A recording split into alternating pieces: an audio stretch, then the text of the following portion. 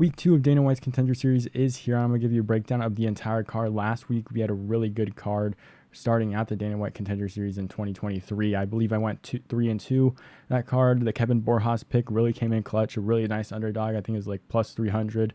I picked him. I didn't see a lot of people picking him, so I'm really happy I got that underdog. The other ones, give and take. We had some really good prospects show up in last week's, but this card is really good. I like this first fight. The main event is going to be pretty good, or at least I like George Hardwick, so I'm really going to enjoy the main event. But this is a really good card. I'm not too sure what the odds are because they haven't come out yet, but I'm kind of going to infer it based on the Tapology percentages that people have picked on this card. So I am going to give you what I think like the rounds are, how I think they win. I think it's going to be a little bit more accurate than me actually seeing the odds, so I don't think I'm going to get swayed either way when thinking of certain odds. So I'm going to make this first pick with Cameron Smotherman versus Charalampos Grigoriou, I think is how you say it. Grigoriou, I think. I've been butchering his name the entire time. Okay, Cameron Smotherman, a really, really good prospect. I was watching a couple of his fights, and man, he's got some power in his hands. The only thing that I didn't really like he's still kind of green. I think he's in his mid-20s, like 25, 26, but he's still a little green. He's a little patient on the feet, maybe sometimes a little too patient, and hasn't fought some of the best guys like Peter Cabarrio is how I think you say his name. He's 13-5, which is actually a decent win to have, but 8-6, 9-6, 2-1. So 13-5 is not a bad record to necessarily win against, but he hasn't fought some of the best guys yet. When I do watch him, he does look very patient, but the power in his hands, he's unleashing some really good combos when he does start to throw, because he's very patient. He starts out very slow, I want to say. He'll even sit there for 2.5 minutes into a round, kind of just saying there, reading what the guy will give him, and then once he unloads, he's fast, has a lot of power, and you kind of just have to see it for yourself. Cameron Smotherman is a real prospect in this bantamweight division, or at least how he would be if he does end up winning this matchup. But Charalampos Grigoriou, I believe, has fought some decent guys also. I think, what is this, 6-5? I can barely read the font. 2-5. He hasn't fought some of the best prospects. I think he ended up fighting Christian Rodriguez in CFFC 92. Ended up getting TKO'd there. It was pretty much a one-sided fight for Christian Rodriguez there. But, I saw some people taking Grigoriou here. I don't know if I like that pick. I think Grigoriou definitely has a takedown threat here, which is very, very big for Smotherman here. We need to see if Smotherman can actually defend the takedowns pretty well. He has some decent get-ups. He has been taken down quite a bit in his career so far. Grigoriou also has some really good leg kicks. I think he has 2 wins by leg kick TKO. So yeah, he won his last matchup, won by leg kick TKO, and then in his against Cody here, he beat him by leg kicks as well. So a couple leg kick finishes there. He does throw out a lot of leg kicks, and there is a possibility where Smotherman is just too patient and Grigoriou is just able to just leg kick him and then take him down and control him a little bit more. But this is the Contender Series. I think Smotherman's going to go out there and finish Grigoriou, maybe in the later part of the first round, maybe the second round, but I do see a finish for Smotherman here. His power is just insane, and Grigoriou he's 31 years of age. And especially in the bantamweight division, I don't really edge anything to the older fighters in this division. And it's not even like 35, 34, but when you start getting up in your 30s, 31, 32, a lot of the younger guys, you'll see it in the bantamweight division, which is why bantamweight is constantly moving with top contenders, is because once you get past 32, 33, a lot of these younger guys are going to be faster, and it's just more a fact that all these bantamweights are so good, your speed, a power that a young guy will actually have will be beneficial in a fight towards these older guys. And now he is 31 years of age, but as a prospect, I don't think he's a big enough prospect to where I can take him against Smotherman. I really like Smotherman here. He is patient, which does worry me, and there is a takedown threat, and there's leg kicks that can kind of just hold off Smotherman. But when he does unload, which I think he will in this fight, I think he'll probably be patient for about a minute, and then he'll just start going some body shots. He has some really good body shots, some really good combos. You kind of just have to see it, and he's really good at placing punches. Really accurate with placing punches to where he can knock some of these guys out. He's not like he's just throwing really sloppy punches. He's a very technical fighter, and I think he can get the KO here over Grigoriou. Maybe a first or second round finish here. 90% of Tapology's picking Grigoriou here, or not Grigoriou, Smotherman, 71% by KO, 21% by decision. I don't see the decision here. People are saying finish for Grigoriou, which I think is interesting. I mean, he is fast, but I just don't see the power from him. I'm going to take Smotherman here. I think he's a very good prospect. We'll see what happens, though. I am going to edge it to the younger fighter here, and I think he does end up getting the win. Up the card, we have Paulo Renato Jr. versus Ivo Aslan. I'm going to go with Ivo Aslan in this matchup. Just looking at these fighters, Ivo Aslan is built for heavyweight. Like, his frame is a good frame size for heavyweight. He's not a really overweight guy like Paulo Renato Jr. Paulo Renato Jr. was on the Contender Series the year before against Jamal Pogues. And Jamal Pogues, I think in the UFC, is actually a solid unranked heavyweight. He's very decent on the feet. He can throw some good combos. He's not very sloppy like some of the other heavyweights in the UFC. But Ivo Aslan, a very big dude. Like, he's definitely built for it. Has good power in his hands. 27 years of age, so he's still pretty young. 6'3". He has fought a UFC fighter in his career. He did lose to him, Anton Turkalj. And now, if you haven't seen that fight, he was basically whooping Anton Turkalj's ass for the majority of that fight. I'm going to be completely honest. The first round, got some really good takedowns, was able to control him on the ground, was even able to hurt him a couple times. And in the second round, he was on his way to do the same exact thing.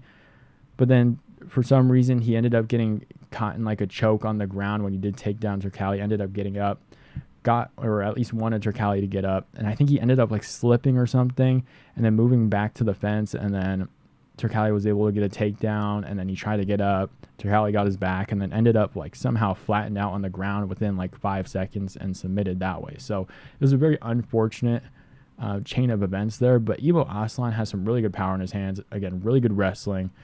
I don't see Paulo Renato Jr. winning.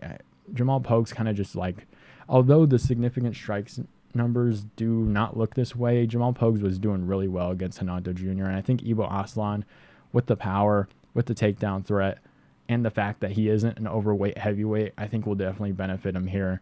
I am going to take him in this matchup probably by finish. I want to say he definitely does have the power to win this one, and a lot of people are taking him by finish. 84% by Tapology, picking Aslan, 85% of that by KO. I think that's probably about right here.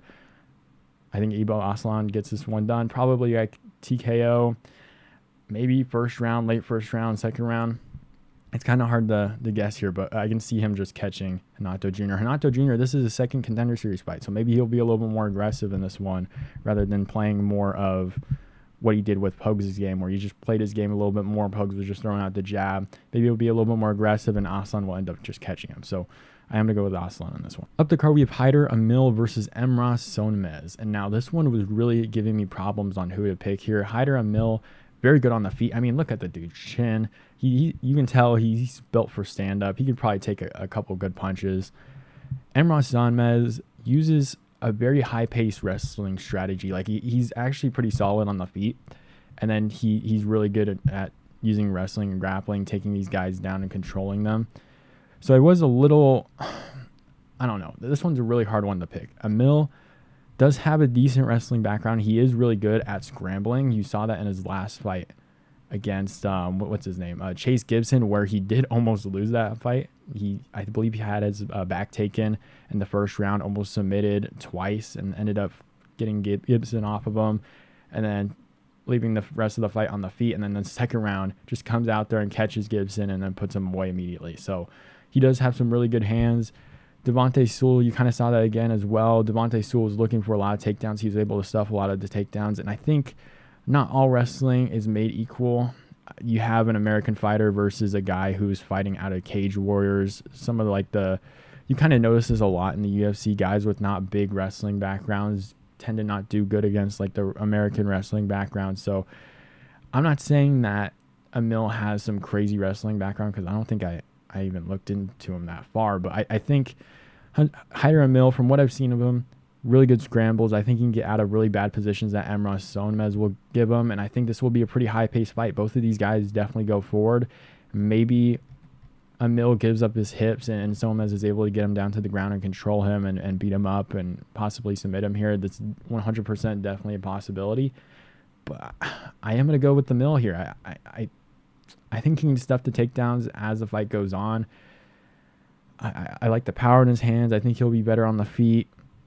I'm going to go with Amil. He's 33 years of age, which, I mean, but then Sonmez is also 31. So they're both relatively older fighters, which I don't really like here, especially featherweight. I mean, how much farther are these guys going to go? And if a guy's going to push a pace, maybe it is Sonmez in this one. So I am pretty 50-50 on this matchup. I don't know if I'm going to touch it.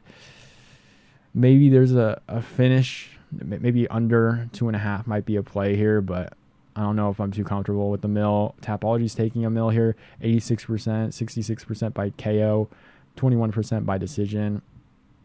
I mean, I am going to go with Amil by finish. I think he does have some really good hands, really good power, and I think he's going to be able to catch Sonmez, but this is a very tough fight to predict. I'm not confident in it at all. Again, I think under 2.5 might be a safe bet here, or if you're at least very confident in Amil, maybe take the money line. I don't know what the odds are going to be on for this matchup. If it's some crazy odds, maybe Sonmez might be a decent play, but I am going to go with Amil by finish. Probably in the second or third round is my guess. Up the card, we have Eduarda Moura versus Janaina Silva. I'm going to go with Eduarda Moura. I'm not super confident in this pick either. Moura, I think, is just going to be the bigger fighter and just going to be able to just out-muscle and outsize Silva in this one and just end up taking her down and just controlling her and beating her up on the ground. I can just see that happening 100% here. Janaina Silva fought in the LFA before making her debut on the UFC Contender Series against Nyara Hemily.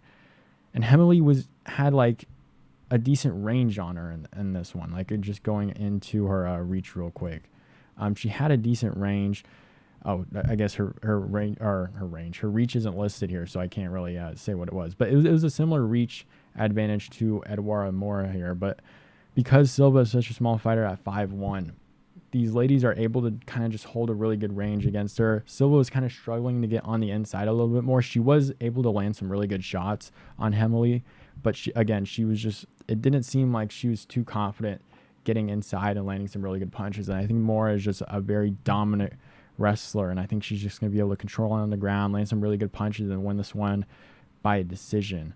In all honesty here, Silva is very good on the feet. She is pretty scrappy, has some really good hands, has some really good power in her hands as well. So she definitely does have a really solid chance in this matchup, but I don't know. I think the wrestling will just be a little bit too much for her. 87% for Moura here, 67% by decision. I think that's probably correct as well. Eduarda Moura hasn't really fought some of the best ladies. I think 6-3, 2-1, 2-0, 12-14, 1-3, 0-0.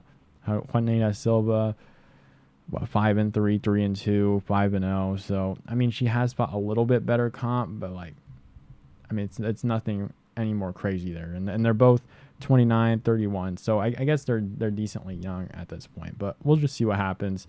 I think this one probably is a decision. I think not the UFC, but the bettors, the bookies, will definitely have that one not bettable by decision. So up the card to our main event, we have Abdul-Kareem Al-Selwady versus George Hardwick. And I'm going to go with George Hardwick in this one. George Hardwick should honestly be in the UFC. Like, he shouldn't have to be on Dana White's Contender Series. He probably should be making his debut on like one of these very big cards coming up, these big pay-per-view cards. But Hardwick is a very, very good prospect coming out of Cage Warriors, lightweight champ out of Cage Warriors. And I mean, if you haven't seen this dude fight, you really should. Really good outside kick, really good body shots, like straight up teeps, body kicks, left hooks, right hooks. I mean, jabs. Like, he works the entire body and breaks these guys down. His last fight, he got a first round KO over Jan Elias. Looking into more of his record here, Chris Bungard, body shot KO. Kyle Driscoll, body shot to ground and pound. Like Lucas Capera, knees and punches, guillotine choke, punch to the body, decision, guillotine. Like, you see how many body shot finishes he's had, especially recently. Like, this dude will definitely put it on Selwady in this matchup. And Selwady is a wrestler. He's a little bit more of a stronger wrestler here. So we'll see how Hardwick does deal with the wrestling. I think he can deal with it quite good here. And I think if he throws some stuff up the middle, like a knee, and tries to time it pretty well, he can do what another fighter did to Selwady earlier on in his career when he did lose to a knee by KO. And honestly, the 3 losses in Selwady's career have all been by KO. It's not like a submission. It's not like him on the ground.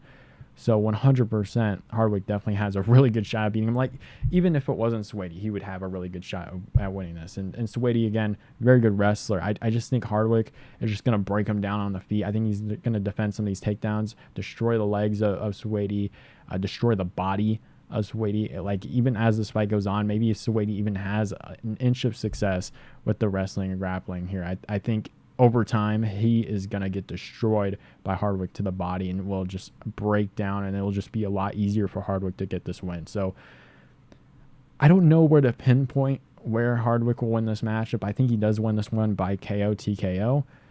I just don't know if it's going to be in the first round, second round, or third round. But I think, because I was thinking second or third round because Selwady is a wrestler and a grappler, and I think will be pushing that very early on in this fight. So I was thinking like early second round, maybe he just destroys the body, and like maybe after he beats up the body later in the first, because Selwady's going to be looking for takedowns and trying to hold a clinch game. And although I don't think that'll actually work against a guy like Hardwick, because Hardwick will definitely knee to the body, I think maybe the second round, early second round, we'll see a body shot TKO, but I can also see a later first round TKO. So I actually am going to go with the later first round TKO. I think he's just going to destroy the body of Selwady. I think Selwady is going to be on the feet for a little too long with Hardwick. Hardwick's just going to destroy the legs. I think he's going to start going after the body a little bit more. I don't think he's going to be throwing a teep. Maybe he's going to be looking to catch a teep, or if Hardwick goes for a leg kick, Selwady's probably just going to try and time it and try and take him down and get it that way. But I think Hardwick is just going to destroy the body early on. Selwady's going to look for a takedown, kind of hold him against the fence for like a minute. After that, Hardwick's just going to walk him down, land some really good punches on him, and I think he's just going to break him down before the round ends. So I am going to go with the first round KO for Hardwick here. It is the Contender Series, so they are going to be a little bit more aggressive. I think Hardwick might be a little bit more aggressive, but I'm going with Hardwick. First round KO, 94% picked by Tapology here, 88% by TKO. A lot of people are taking him. The 6% is wild in my opinion. I think, I mean, yeah, it is pretty wild. I don't see how Hardwick loses this one, but hopefully I didn't just jinx it. I'm knocking on wood that he doesn't lose that, because Hardwick is a really good contender, and he's a really fun guy to watch. So 26 years of age as well, super young, tons of time to develop, former Cage Warrior champion. Hopefully he wins this one. Really good prospect. I hope you guys enjoyed the video. Let me know who you guys think wins on this entire card. What do you guys think about my predictions? I think it's probably going to end up being a lot of the favorites that are chosen on this card. I don't like that, especially with Contender Series, because a lot of underdogs can come through. You saw it quite a bit last week. I think there's, 3 underdogs that came through last week. So we'll see what happens here. Hope you guys enjoyed the video. Let me know what you guys think down below, and I'll see you guys.